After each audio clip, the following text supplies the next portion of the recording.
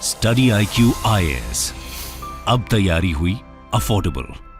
नमस्कार दोस्तों, अगर मैं आपसे पूछूं कि आज के डेट में फ्री मार्केट इकोनॉमी का सबसे बड़ा एग्जाम्पल कौन सा है, तो आई एम श्योर कि आप में से ज्यादातर लोग कहेंगे यूएसए, अमेरिका। और ये बात सही भी है, क्योंकि वर्ल्ड वॉर 2 के बाद से आपने देखा होगा कि दो गुट बन गया था। एक तरफ था आपका सोशलिस्ट इकोनॉमी जो कि यूएसएसआर लीड कर रहा था, और दूसरी तरफ था कैपिटलिस्ट इकोनॉमी जो कि यूएस लीड कर रहा था। और लंबे समय तक यहां पर कैपिटलिज्म को ही फॉलो किया गया है अमेरिका के द्वारा। लेकिन आज आप देख सकते हो कि यूरोप के दो सबसे बड़े देश जर्मनी और फ्रांस, यहां पर इन्होंने आरोप लगाया है, स्पेशली बाइडेन के ऊपर डायरेक्टली थ्रेटन किया है, चेतावनी दी है कि बाइडेन के द्वारा मार्केट डिस्टॉर्ट किया जा रहा है। देखो, मार्केट डिस्टॉर्शन क्या होता है, कहने का मतलब कि फ्री मार्केट इकोनॉमी में हम देखते हैं कि जो भी प्राइसेस हैं वो डिमांड और सप्लाई के बेसिस पर तय किए जाते हैं। तो इस समय क्या हुआ है कि इन्फ्लेशन बहुत ज्यादा जा रहा है, और इन्फ्लेशन को कंट्रोल करने के लिए बाइडेन के द्वारा एक बिल पास किया गया, एक कानून लाया गया, जिसको लेकर यूरोप को बहुत ज्यादा खतरा लग रहा है।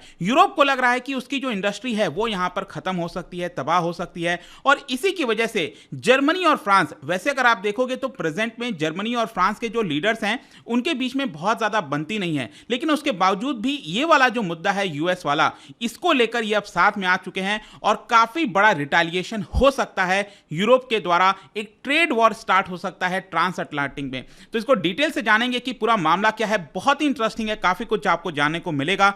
चलिए आगे बढ़ते हैं, लेकिन उसके पहले ध्यान रखिएगा दोस्तों, अगर आप यूपीएससी की तैयारी कर रहे हैं, आज आपके पास आखिरी डेट है। अगर आप हमारा आखिरी बैच, लास्ट बैच ज्वाइन करना चाहते हैं यूपीएससी 2023 के लिए, तो हरी अप हमारे वेबसाइट और ऐप पर जाइए and use the code Ankit live, ताकि ये जो कोर्स है वो सिर्फ आपको 19,000 में मिल सके। और इसके अंदर आपको live classes, notes, answer writing practice, साथ ही साथ मेंटरशिप मिलता है। कोई दिक्कत है, प्रॉब्लम है, कभी भी आप अपने मेंटर से पूछ सकते हैं। इसके अलावा अगर आपको एमसीक्यूज अटेम्प्ट करना है तो मेरे इंस्टा पेज पर जाइए, वहां पर स्टोरीज में जितने भी एमसीक्यूज हैं उसको आप अटेम्प्ट कर पाएंगे।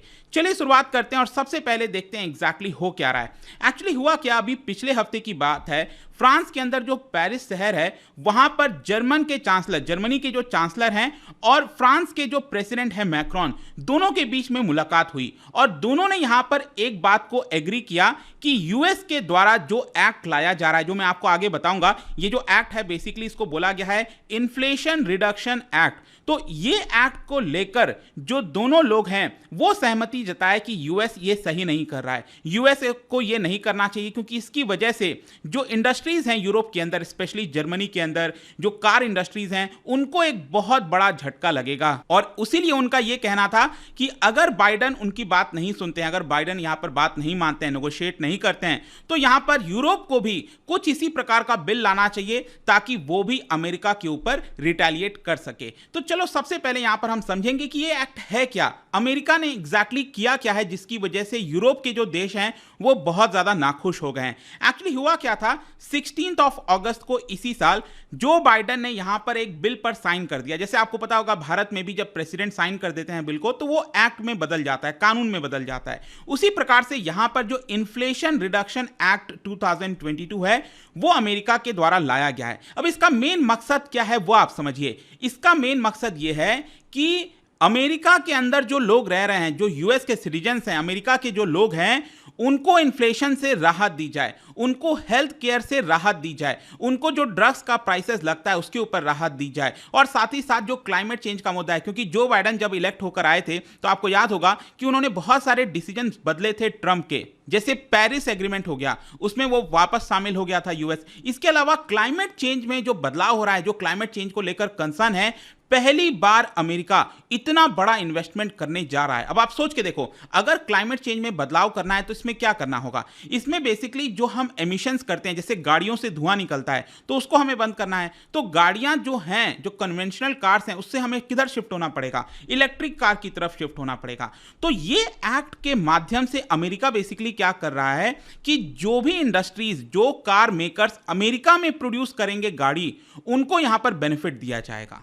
तो आप खुद सोच के देखिए कि अगर अमेरिका बहुत सारा बेनिफिट्स देगा कार मैन्युफैक्चरर्स को, ई व्हीकल्स को, तो ज्यादातर कार मैन्युफैक्चरर्स किधर जाएंगे, वो आपका चले जाएंगे अमेरिका की तरफ। और आपको पता है जर्मनी के अंदर कार बनती हैं, जर्मन जो कार्स हैं वो सारी चीजें होती हैं। तो यूरोप को एक बहुत बड़ा झटका लग सकता है और इसीलिए जर्मनी और अगर हम फ्रांस की बात करें जो कि यूरोप के दो सबसे बड़े इकोनॉमीज हैं, उनके द्वारा यहां पर यही बोला गया है कि बाइडेन को वापस से इन्फ्लेशन रिडक्शन एक्ट जो है इसके ऊपर विचार करना चाहिए, क्योंकि ये जो एक्ट है वो बेसिकली क्या करता है, जो कंपनीज हैं उनको ज्यादा बेनिफिट देकर, लालच देकर वो अमेरिका की तरफ अट्रैक्ट करने की कोशिश करता है, जिसकी वजह से यूरोप को बहुत ज्यादा नुकसान होगा। इनफैक्ट यहां पर आप देख सकते हो जो इन्फ्लेशन रिडक्शन एक्ट पास किया गया है उसका मेन मकसद है बाई अमेरिकन, मतलब वो गुड्स जो अमेरिका के अंदर बन रहे हैं, ठीक है, उसको ज्यादा लोग खरीदें। तो उसमें क्या करा जा रहा है, अमेरिका के द्वारा सब्सिडीज दी जा रही हैं ताकि उसके प्राइसेस कम हो सकें और ज्यादातर लोग उसी को पसंद करेंगे। और इसकी वजह से एक्चुअली होगा क्या, फ्रांस और जर्मनी की जो गाड़ियां हैं, कार इंडस्ट्रीज हैं, उनको एक बहुत बड़ा झटका लगेगा। क्वेश्चन ये है कि क्या ये नए ट्रेड वॉर की तरफ इशारा है, क्या ये नए ट्रेड वॉर की तरफ जा रहा है। देखो जो मैसेज आया है, जो पेरिस में मीटिंग हुई है इमैनुअल मैक्रोन और जो जर्मनी के चांसलर हैं उन दोनों के बीच में, वहां से जो मैसेज सामने आया है वो साफ साफ है कि if the US doesn't scale back then the European Union will have to strike back, मतलब कि यूरोपियन यूनियन को स्ट्राइक बैक करना ही पड़ेगा और हो सकता है आगे आने वाले दिनों में जो ट्रांस अटलांटिक है, यहां पर जो देश हैं उनके बीच में एक बड़ा रिटेलिएशन देखने को मिले, मतलब एक तरफ यूरोप और दूसरी तरफ अमेरिका, इन दोनों के बीच में एक नया ट्रेड वॉर शुरुआत हो सकता है और जिसकी वजह से आप कह सकते हैं कि जो जियोपॉलिटिक्स है उसमें भी एक बहुत बड़ा चेंजेस देखने को मिलेगा। इनफैक्ट मैं आपको बताऊं तो इमैनुअल मैक्रोन सबसे पहले लीडर थे जिन्होंने इसके बारे में वार्निंग दी अमेरिका को, we need to buy American act, buy European act, मतलब कि इमैनुअल मैक्रोन का कहना था कि जिस प्रकार से अमेरिका ने यह एक्ट लाया है उसी प्रकार से हमें भी बाई यूरोपियन एक्ट करके लाना चाहिए ताकि हम अपने इंडस्ट्रीज को सेव कर सकें, हम भी अपने इंडस्ट्रीज को सब्सिडी प्रोवाइड कर सकें।